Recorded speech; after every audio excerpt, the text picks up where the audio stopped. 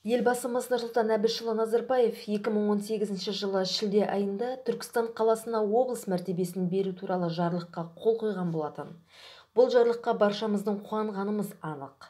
Басты мәселеге көшсек, біздің YouTube каналымызды көретін, газетімізді оқитын халықтан мұң-мұқтажын жеткізетін телефон қоңыраулары жиілей түсті. Біз үшін әрине басты міндет халыққа қызмет. Бұл Түркістан қаласы Бекзат мөлтек ауданының тұрғындарының жанайқайы. Кейбірі 10 жылдан астам осы аймақта тұрып келе жатқан тұрғындар балшықтан әбден шаршаған. Аттап басса белінен батпаққа, белшесінен бататын балалар жаңбыр жауса сабаққа баруды да доғарады. Толығырақ тұрғындардың өз аузынан естейік. Саламатсыздар ма? Бекзат мөлтек ауданы Жиделі көшесі. Аты жөндеріңіз? Қасымбекова Қалампыр. Абжапарова Ақмарал. Арынова Қаламқас. Айта беріңіздер ары қарай. Махаш Мұрат. Сәрсенбаев Бауыржан. Біз осы көшенің тұрғындарымыз. Мына жеріміз мынау батпақ. Қалай күз түседі, ары бері жүру қиын. Балдарымыз мектепке барады. Мектепке барып өте қиын. Бір қыста міне 4 аяқ киім киіп отыр. Мына үйдің бала шағасы 4-еу барады. Мысалы асыраушы жоқ, бір пенсиямен отыр. Қазір сабаққа барып та жатқан жоқ. Аяқ киімдер жоқ. Бізге өте қиын былай қарай ары бері шығуға. Мен өзім Ерубаевта жұмыс істеймін. Жұмысқа бару қиын, не бір аяқ киімдердің аузын ашып тастадық. Жеріміз осы мына бізге тас төсеп беруін, ең болмаса тас төсеп беруін өтінеміз. Асфальт сұрап отқан жоқпыз біз. Бізге тас болса болды. Осылай қиналып жатырмыз. Мына жол төртке бөлініп тұр жол былай. Қаяққа қарай шығатынымызды білмейміз біз. Қалай қарай шығатынымызды. Мен өзім астмамен ауырам. 2 күннің бірінде скорый шақырам, мына кісінің келмейді. Кірмейді скорыйларымыз, кірмейді. Мен бүгін скорыйда шақырып қоям деген негізі жаңа. Қадалады осы.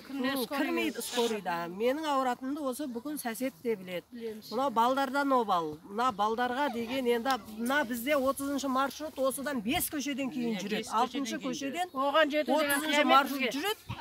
Соған жетем дегенше менің мына кішкентай қызым беліне дейін кіріп кетті қай күні лайға. Құлап үсті бастары лай болып келеді сабақтан.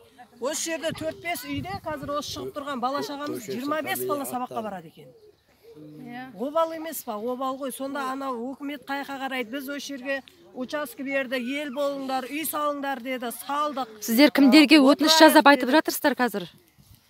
Кімдерге айттыңыздар бұл хабарды, кімге жеткіздіңіз? Әкімшілікке жеткізгіміз келеді. Жоқ, бұның алдында бізді шақырмастан бұрын кімдерге хабарластыңыздар?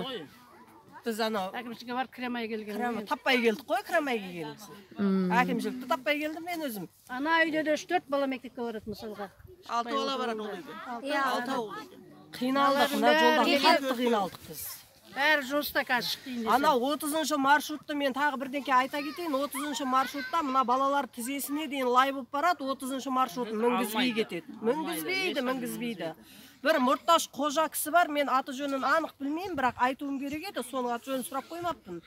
Сол кісі ғой, вообще бала шағада мына тиын төлемесе кәдімгідей түсіріп кетеді, аяғы лай болса кәдімгідей түсіріп кетеді. Сосын былай қарай жаяу барасаңдар, мінгізбесе қойсын деп, былай қарай шығарайын десең, батып жатыр. Қайқа барады бала шаға? Қайқа барады? Обал ғой. Түстен кейінгі ауысымда оқитын балалар сағат қаншада шығып жатыр сабақтан? Сағат қазір 1-де шығады. Түстен кейінгі ауысымда, екінші ауысымда оқиды. 7-8-ге үйге қараңғыда сүрініп, қағынып. Апайларына звондап қоямыз жүгіріп. Көбісі мына майда класс қой міне. Көбісі майда класс қой міне. Кел бер, Жібек. Аржан, Абзал. Сілең майда бала шаға. Обалдағы кетіңдер, арып кетіңдер. Бұлар аяғын көтеріп жүр ме, алайды көтеріп жүр ме? Мұнақпен жаяу барады бұлайынан. Мына жер бая ескі аэропорт. Мұнақ не, хотя осы жолды бұлайынан ұзыннан істеп берсе, көшемен көше істемей-ақ қойсын. Орта жол істеп берсе, балдар осы жолмен жүреді да мектепке. Мұнақта мектеп. Үйімізге бір бәлеға бәрекет қылады. Өзіміз әрекет жасап аламыз. Бізге мынадан былай қарай, 30-ға шығып кетеді. Сосын былай қарай мектеп, ұзақ мектеп. Мұнақта мектеп жоқ мұна аулада. Айдала бір садикті сап қойды, мектеп ар жақта. Жаяу барады сонда. 6 көше ма арда ғой енді бізден ары қарай.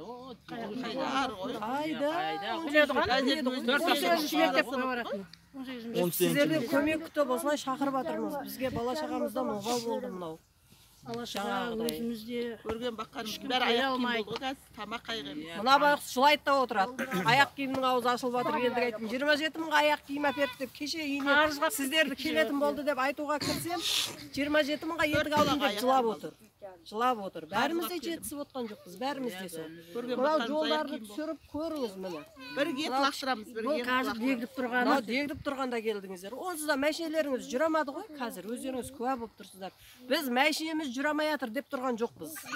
Мәшинеміз қалады, ана әнуардың алдында қалады, оразың есігін алып тастап кете береміз да. Мынау бала шағадан жүдә обал болды. Обал болды. осыдан бір нәтиже шығарып беріңіздер. Иә, Түркістандағы Бекзат мөлтек ауданының жаңа учаскелері толығымен осындай күй кешуде. Үкіметтен үлкендерді емес, тым болмаса болашағымыз, балаларымыздың қамын ойласа дейміз. Жер учаскесін пайдалануға бергеннен кейін, ол жердің жолы, суы, жарығы үкімет тарапынан болуы тиіс деп ойлаймыз. Бұл жөнінде келесі сандарымыздан толықтай зерттеп, назарларыңызға ұсынатын боламыз.